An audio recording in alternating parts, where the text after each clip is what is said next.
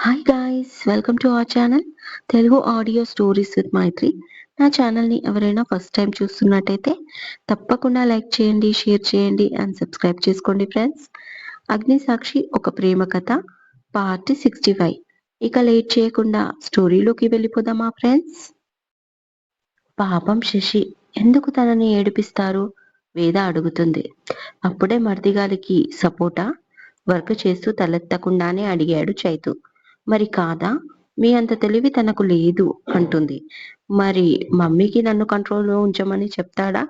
అందుకే వాడికి పనిష్మెంట్ అన్నాడు చైతు. మీరు పైకి కనిపించనంత మంచివారేం కాదు, చాలా చెడ్డవారు అంటుంది. గట్టిగా నవ్వుతూ నాలో ఇంకా చెడ్డతనం నువ్వు చూడలేదు బంగారం.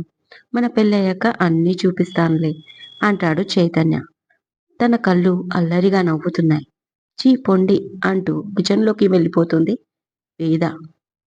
అందరూ టిఫిన్ చేశాక కోర్టుకి బయలుదేరతాడు చైతన్య. ఆ రోజు divorce process last day. Chaitanya కోసం ఎదురు చూస్తూ లాయర్ ఆఫీస్లో కూర్చుంది గీత. ఫ్లైట్లో కూర్చున్న గీత మనసు చాలా బాధగా మూలిగింది. లాస్ట్ ఇయర్ సేమ్ టైం కొత్త కోరికల ఆశల రెక్కలు విప్పుతుంటే వాటిని వెతుక్కుంటూ బయలుదేరింది హైదరాబాద్కి. ఇప్పుడు ఉన్న ఆ కాస్త బంధాన్ని కూడా తెంపుకోవడానికి డైవర్స్ పేపర్స్ పై సిగ్నేచర్ చేయడానికి వెళ్తుంది గీత. ఈ బాధ భరించలేనంతగా ఉంది. కానీ తను చేరాలనుకునే గమ్యానికి దారి లేదు.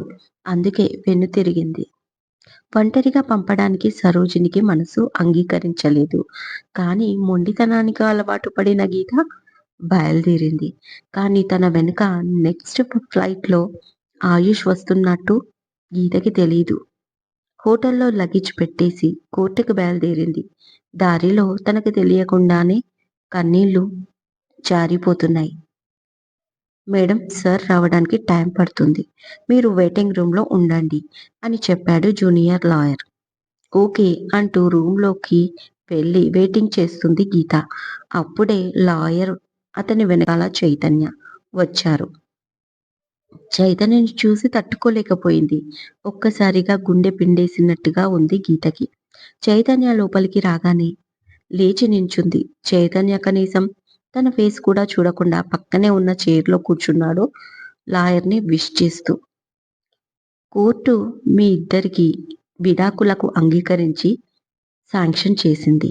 ఈ పేపర్స్ ఒకసారి చదివి మీరిద్దరూ సిగ్నేచర్లు పెడితే డైవర్స్ ప్రాసెస్ కంప్లీట్ అవుతుంది అన్నాడు లాయర్. చైతన్య ముందు సిగ్నేచర్ చేసి ఆ తర్వాత తీరిగ్గా చదివాడు. గీత మాత్రం చాలాసేపు చదువుతూ కళ్ళు తుడుచుకుంటూ వణుకుతున్న చేతులతో సిగ్నేచర్లు చేసింది. లాయర్ వాటిని తీసుకొని ఇద్దరికి చెరో కాపీ ఇచ్చి మీరు విడిపోయినట్లు పేపర్ ఇది అని, ఇకపైన చట్టం దృష్టిలో మీరు భార్యాభర్తలు కారు, మీ ఇద్దరికి ఎలాంటి రిలేషన్ ఉండదు అని చెప్పాడు. థ్యాంక్ యూ లాయర్ గారు అంటూ ఆ పేపర్స్ తీసుకొని బయటికి వెళ్ళిపోయాడు చైతన్య. అతన్ని అలా చూస్తూ ఏడుస్తూ అలాగే కూర్చుండిపోయింది ఆమె. ఆమె పరిస్థితి అర్థం చేసుకున్న లాయర్ ఆమెకి వాటర్ ఇప్పించాడు. నీతో ఎవరు రాలేదా అమ్మా అని అడిగాడు. లేదు అని చెప్పి వాటర్ తాగి థ్యాంక్స్ చెప్పి బయటికి వచ్చేసింది గీత. హ్యాండ్ బ్యాగ్లో పేపర్స్ పెట్టుకుంటున్న గీతకి ఎదురుగా కారును ఆనుకొని నించున్న ఒక వ్యక్తి తన వైపు చూస్తూ ఉన్నాడు. తలెత్తి చూసిన గీత ఇక ఏడుపును ఆపుకోలేక ఫాస్ట్గా వెళ్ళి గట్టిగా పట్టుకొని ఏడ్చేసింది. అప్పుడే వాళ్ళ ముందు కారు ఆగింది. అందులోంచి ఆయుష్ దిగి వాళ్ళని చూసి అలాగే ఉండిపోయాడు. చైతు ఎలాంటి రియాక్షన్ ఇవ్వకుండా తల నిమురుతూ హాయ్ ఆయుష్ అన్నాడు గీత వెనకాల నిలబడిన ఆయుష్ని. గీత కొంచెం తేరుకొని దూరం జరిగి ఆయుష్ని చూస్తుంది క్వశ్చన్ మార్క్ ఫేస్తో. గీత ఫేస్ గమనించి హాయ్ బ్రో అన్నాడు ఆయుష్. ఓకే వెళ్దామా ఇంటికి అన్నాడు చైతన్య.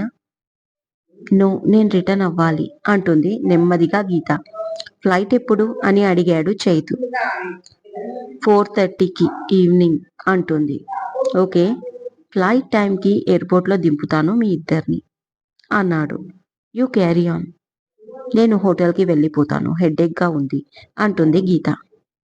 మమ్మీ తీసుకురమ్మంది. నేను అర్థం లేని బంధాన్ని తెంపుకున్నాను. కానీ నువ్వు అన్ని బంధాలను తెంపుకొని వెళ్ళిపోతాను అంటున్నావు. నీ ఇష్టం గీత అని సీరియస్‌గా చెప్పి, ఆయుష్ నువ్వైనా వెళ్ళే ముందు అమ్మని కలువు. తను ఎదురు చూస్తూ ఉంటుంది. మీకు ఎయిర్‌పోర్ట్‌కి వెళ్ళే వరకు కార్ అరేంజ్ చేస్తాను అంటూ కార్ ఎక్కుతున్న చైతన్యతో, మేము వస్తాం అంటుంది వెనక నుంచి గీత. వాళ్ళ కోసం వచ్చిన కార్‌ని పంపేసి, గీత ఆయుష్‌ని తీసుకొని ఇంటికి బయలుదేరాడు చైతన్య. హాలులో వచ్చి కూర్చున్నారు గీత, ఆయుష్. రూమ్‌లో ఉన్న మాధవికి చెప్పాడు చైతన్య. బయటికి వస్తుంది మాధవి. చూడగానే హాయ్ పెద్దమ్మా ఎలా ఉన్నావు అంటూ హగ్ చేసుకున్నాడు ఆయుష్. గీత ఇబ్బందిగా లేచి నిలబడింది. బాగున్నాను నాన్న, నువ్వెలా ఉన్నావు? అమ్మ వాళ్ళు అందరూ బాగున్నారా అని అడిగింది. చూడు ఎలా చిక్కిపోయాను, నీ ఫుడ్ చాలా మిస్ అయ్యాను పెద్దమ్మా అంటాడు ఆయుష్. అవునా, అందుకే నీకిష్టమని బిర్యానీ చేశాను అని నవ్వుతూ, గీత ఎలా ఉన్నావు అని అడుగుతుంది మాధవి నార్మల్. బాగున్నానత్త అంది గీత. అమ్మ బాగుందా అని అడిగింది. హా అంటూ తల ఊపింది. ఎప్పుడు ప్రేమగా దగ్గరికి తీసుకునే అత్త దూరం నుంచి మాట్లాడుతుంది. నువ్వు చనిపోయి కూడా నన్ను అందరికీ దూరం చేశావు. ఐ హేట్ యూ వేద అనుకుంటుంది మనసులో గీత. తర్వాత ఆయుష్, చైతన్య, అవి ఏదో మాట్లాడుకుంటూ నవ్వుతూ ఉంటారు. తను వాళ్ళతోనే ఉన్నా ఒంటరిగా ఫీల్ అవుతుంది. చైతన్యాన్ని చూస్తూ తన ఆలోచనలోకి వెళ్ళిపోతుంది. ఇంత పిచ్చి ప్రేమ ఎందుకు? బావా తను ఎలాగో లేదు. నన్ను క్షమించి నాతో లైఫ్ లీడ్ చేయొచ్చు కదా! అదే హోప్‌తో ఉన్నాను. బట్ నా ఆలోచనలు తలక్రిందులు చేస్తూ మొన్న నైట్ లాయర్ నుంచి కాల్ వచ్చింది. అప్పటి వరకు ఉన్న ఆ కాస్త నమ్మకం కూడా పోయింది. నా ప్రేమ నీ కంటికి ఎందుకు కనిపించడం లేదు? ఏం చేస్తే నీకు దగ్గరవుతానో తెలియడం లేదు. ఎలాగైనా నీ ప్రేమను దక్కించుకోవాలి. నువ్వు నాకు మాత్రమే సొంతం అనిపిస్తుంది. ఎంత జరిగినా నీ మీద ప్రేమ చావడం లేదు.